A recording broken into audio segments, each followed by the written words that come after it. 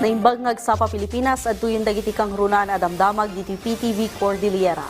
Nakailista ti Department of Health Cordillera iti upat a firework-related injuries as of December 25, 2024. Upat a kaso ti nailista iti Baguio City bayat amay sa iti Kalinga. Nailista ti umuna a kaso iti December 22 ken nanayunan iti upat a kaso iti napalabas a 24 oras.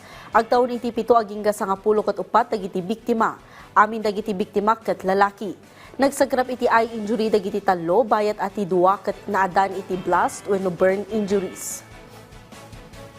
Kabayatan na napaertengan ti kampanya ti Pangasinan Police Provincial Office kontra kadagiti illegal a paltog. Manipod Enero aging Nobyembre itatawen, dumanon iti nasurok 600 tinakumpiskar ket voluntaryo ana isuko kadakwada. Report manipod kini Hilda Austria ti PNA Pangasinan. Iti naipartengan na kampanya kontra iti loose firearms na surok 600 nga illegal a paltog tinaypayma iti Pangasinan Police Provincial Office manipod January agingga November ita atawen. Manipod iti nasaw a bilang 500 tinakumpiskar da iti nagdudumang nga operasyon da bayat a 1,532 met ti voluntaryo ana isuko kadakwada. Adamet tinasurok 100 nga individual tinatiliw da manipod iti nasurok 11,000 nga uplan katok operations.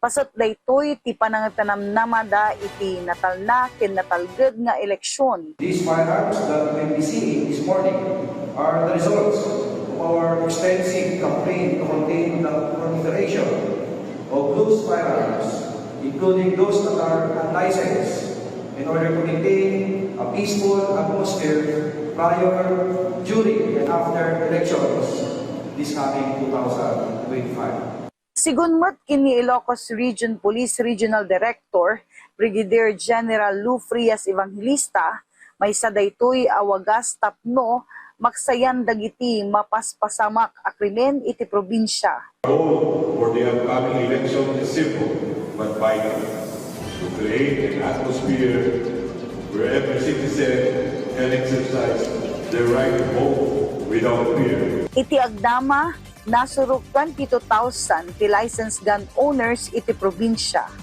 Hilda Martin Austria, ti PNA Pangasinan, para iti Pambansang TV, iti Baro a Pilipinas. Dagiti kang runa na damdamag diti PTV Cordillera, i-like, i-follow ka nag-subscribe iti social media platforms ti PTV Cordillera iti Facebook, TikTok, and YouTube. Para iti PTV balita ngayon sa probinsya, siya ni Audrey Villena. Naimbag nga daw, kanaragsak a Pasko.